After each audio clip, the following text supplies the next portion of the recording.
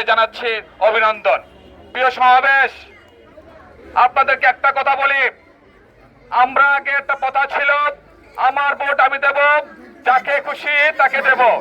এখন এই কথা নাই, এখন কথা হলো আমার ভোট আমি দেব, যোগ্য প্রার্থীকে ভোট দেব। আমাদের চান্দিনাতে 5 জন প্রার্থী আছে। এই 5 জন প্রার্থীর মধ্যে যোগ্য ব্যক্তিকে ডক্টর রেদওয়ান আহমেদ সাহেব। ডক্টর রেদওয়ান আহমেদ সাহেব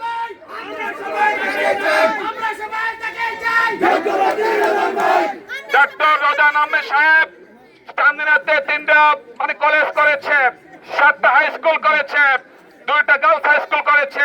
রাস্তাঘাট থেকে আরম্ভ করে আমাদের চান্দিনা উপজেলাতে উনি ছিল উন্নয়নের তারক বাহক। এখন চান্দিনাতে উনি যে ধরনের উন্নয়ন করেছে আমরা ওনার কাছে ঋণী হয়ে গেছি।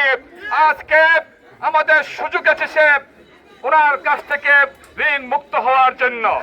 আমরা যদি ঐক্যবদ্ধভাবে 12 তারিখ ভোট কেন্দ্রে যাই, আমরা যদি ওনাকে ধানের শীষে ভোট দিয়ে জয়যুক্ত করি, তাহলে আমাদের ঋণ মুক্ত হবে। ঋণ মুক্ত হবে না। এর পাশাপাশি বলি, যেহেতু উন্নয়ন করছে, আবার যদি উনি সংসদে যায়, উনি যদি এমপি হয়, মন্ত্রী হয়, এই আমাদের উপজেলাকে সুন্দর একটা মডেল থানা উপহার দেবে।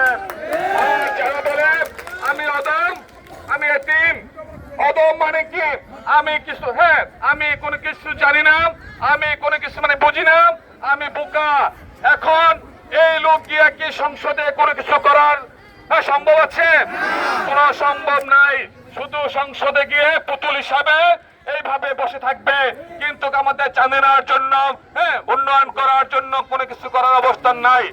আপনাদেরকে আমি একটা কথা বলি, ধানের শীষে এবং কি ডক্টর রেদওয়ান আহমেদ সাহেবকে আপনাদের মূল্যবান ভোট দিয়ে যদি জয়যুক্ত করেন, এই চান্দিনাতে কোন ধরনের সন্ত্রাস হবে না, চাঁদাবাজি হবে না, মাদকবাজি হবে না।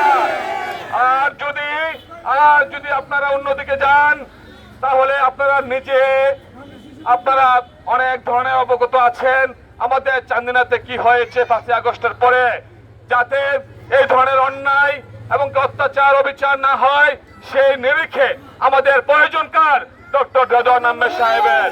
এখন ডক্টর রেদওয়ান আহমেদ সাহেব একজন যোগ্য ব্যক্তি। এখন আমি আপনাদেরকে একটা প্রশ্ন করি, বিএনপির মার্কা কি? খালেদা জিয়ার মার্কা কি?